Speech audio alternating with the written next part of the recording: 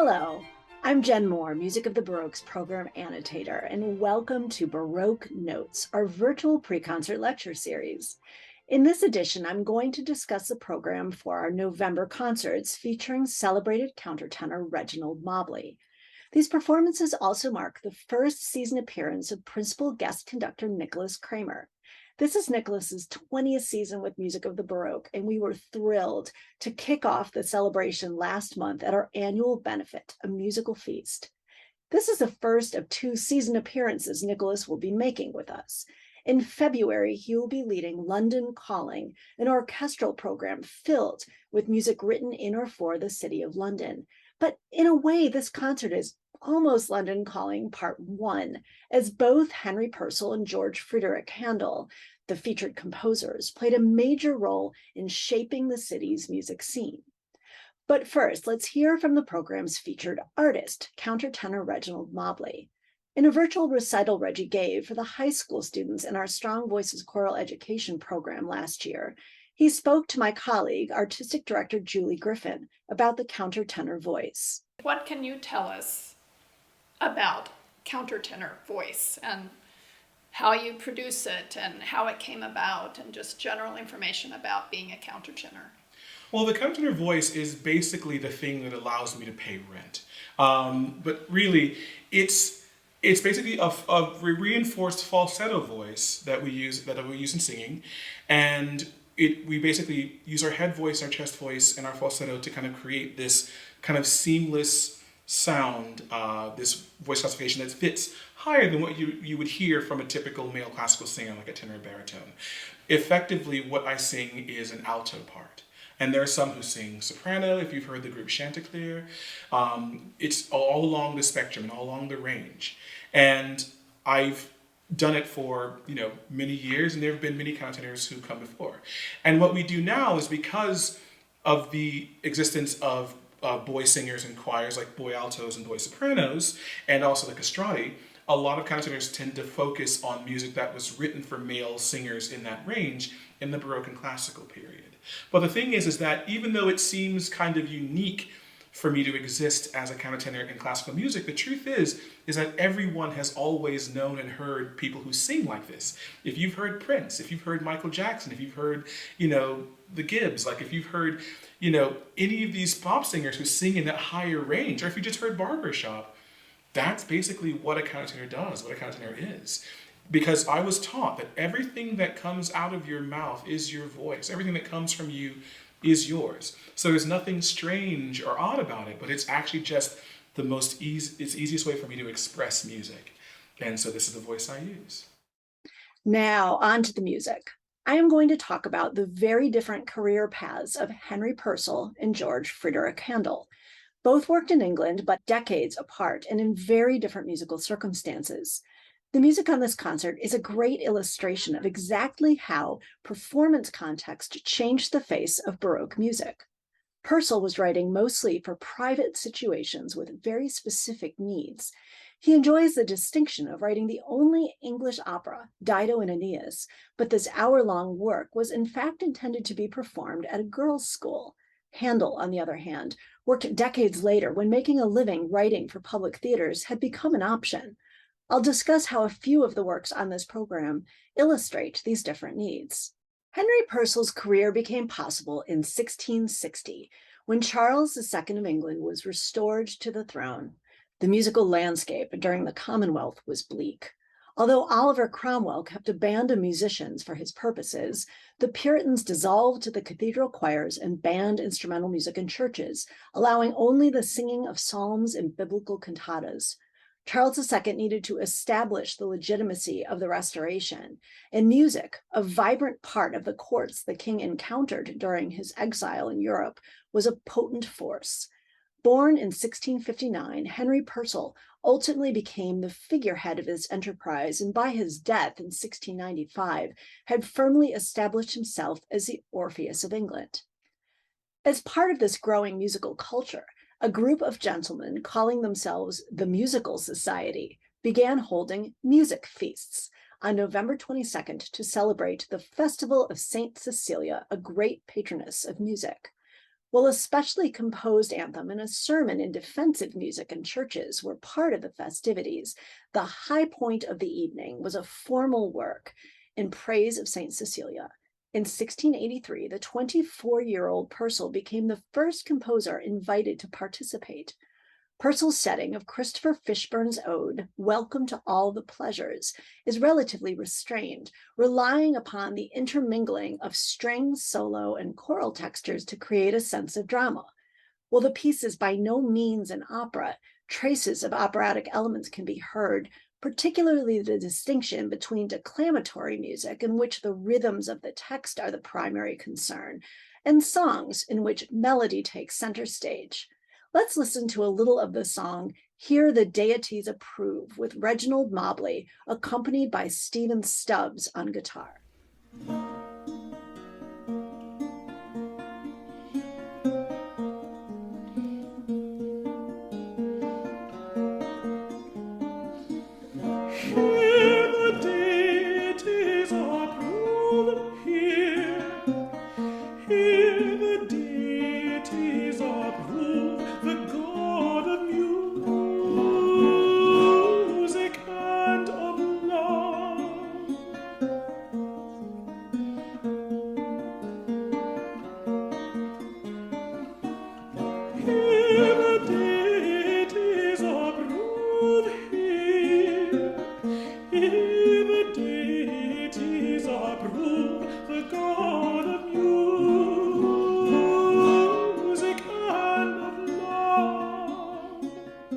From a composition for the Music Society in honor of St. Cecilia, we move to one of Purcell's sacred works, the gorgeous anthem, Hear My Prayer. As part of his compositional duties for the Chapel Royal in Westminster Abbey, Purcell wrote numerous anthems, vocal works with religious or moralistic text in English. It is impossible to know exactly which anthems were written for the chapel and which for Westminster, but the relatively old-fashioned, unoperatic style of Hear My Prayer, O Lord, suggests that it may have been performed at the Abbey. Regardless of its intended audience, the expressive power of the work is undeniable. Although probably a fragment of an unfinished composition, its brevity only adds to its intensity. The text of the piece is the first verse of Psalm 102, Hear my prayer, O Lord, and let my crying come unto thee. Purcell responds to the poignantly simple phrase with remarkable passion. Throughout the work, the melodic range increases steadily, creating the effect of an emotional crescendo and literally illustrating the text. Just as the pitches get higher, so does the cry of the speaker come unto God. I won't spoil it by playing the entire piece, but here's that remarkable moment.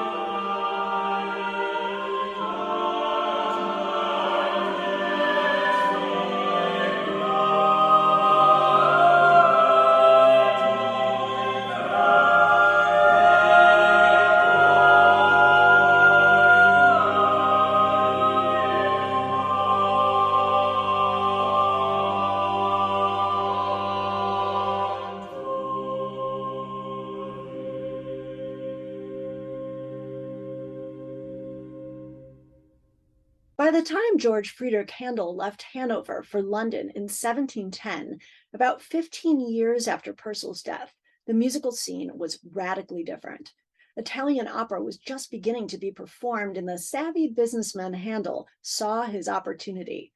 Singers were actually, in fact, the most important ingredients in opera, not the composer. They were the real stars of the show. As composer and satirist Benedetto Marcello joked in 1720, in walking with singers, the composer will always place himself at their left and keep one step behind, hat in hand, remembering that the lowest of them is, in the operas, at least a general, a captain of the king's forces, of the queen's forces, etc. Before putting ink to paper, Handel knew for whom he was writing and how to show off voices to great advantage. Failure to do so had consequences. If the singers were dissatisfied with the music provided, they often just substituted their favorite tunes from other operas. Operas were therefore tailor-made to their cast and were freely adjusted for personnel in all subsequent productions. Both of the Handel opera arias Nicholas Kramer has chosen for this program are da capo arias, a form that developed as a way to give singers a chance to show off their skills. Literally, from the head, the da capo aria is a three-part song in which the third part is an embellished version of the first, giving singers the perfect opportunity for a dazzling display of vocal pyrotechnics. Rinaldo, written in 1711, was Handel's first opera in London, and standing at the opposite end of the trajectory is Orlando, which was premiered in 1733.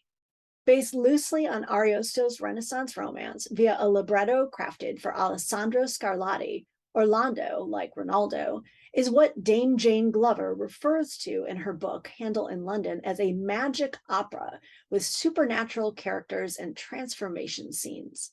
One of Charlemagne's knights, Orlando is infatuated with the Princess Angelica and gradually goes insane as the result of his unrequited love, of course. The castrato Senesino performed the title role with no fewer than 15 arias to underscore his superstar status. The Act 1 da capo aria Fammi Combattere marks a turning point in Orlando's sanity when he learns Angelica loves another and vows to fight monsters and beasts and overturn battlements to prove his love. Let's listen to the opening of the A section and then its repeat in a live recording featuring countertenor Bajan Mehta with the Freiburg Baroque Orchestra.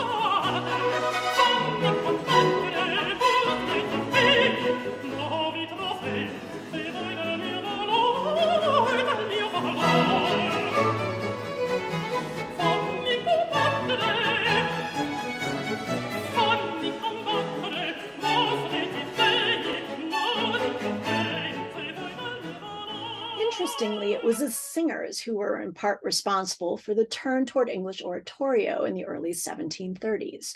Italian opera enjoyed several decades of success in London, but by the time Handel composed Orlando in 1733, English audiences were beginning to tire of the industry, along with the many reports of singers' debauchery, and Handel's own opera company was beginning to falter. The oratorio proved to be the perfect replacement. With English texts and familiar subject matter taken predominantly from the Bible, the works are much more accessible and familiar. Handel also added just the right touch, the chorus, which for the first time was accorded a significant dramatic role. This combination of intelligibility, morality, and musical power was unbeatable and guaranteed Handel's fame in England forever. While works like Messiah are beloved to this day, not all of Handel's oratorios were immediate hits. After the hostile reception to Semele during the 1743-44 season, Handel knew he needed something remarkable for the following year. He reached out to Charles Jennens, his partner for Messiah, and together they created the highly dramatic Belshazzar. The premiere in March 1745 was a disaster.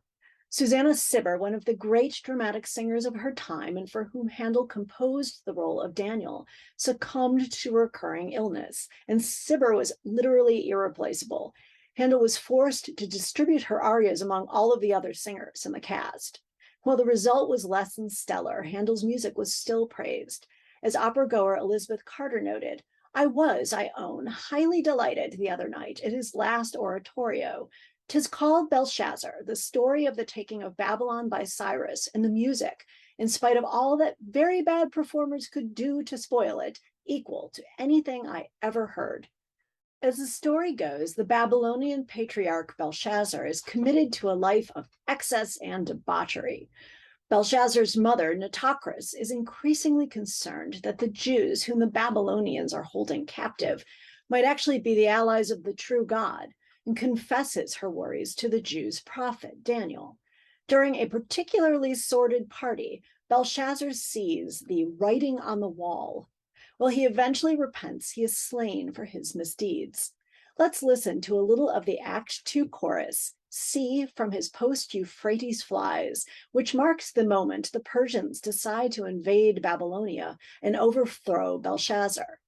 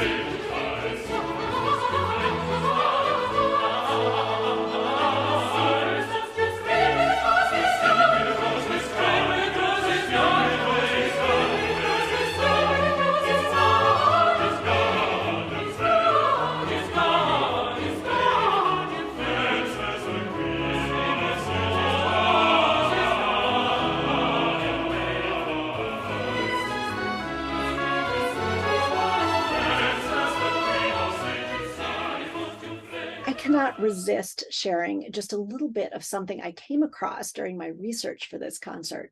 The singer Johnny Cash recorded his very first gospel song in 1957 with Sun Records, and it happens to be called Belshazzar. Here's an early demo of this brief and yet remarkably succinct summary of the story. Well, the Bible tells about a man who ruled Babylon and all its land. Round the city he built a wall and declared that Babylon would never fall. He had concubines and wives, called his Babylon paradise. On his throne he drank and ate, but for Belshazzar it was getting late. For he was weighed in the balance and found wanting. His kingdom was divided, couldn't stand. He was weighed in the balance and found wanting. His houses were built upon the sand. Well, the people feasted and drank the wine and praised the false gods of his time. All holy things they scorned and mocked, but suddenly all their mocking stopped. For on the wall there appeared a hand, nothing else, there was no man. In blood the hand began to write, and Belshazzar couldn't hide his pride. For he was weighed in the balance and found wanting. His kingdom was divided, couldn't stand. He was weighed in the balance and found wanting. His houses were built upon the sand. I hope you enjoy Reginald Mobley Sings, the first of conductor Nicholas Kramer's 2 appearances with us this season. Thank you so much for joining me.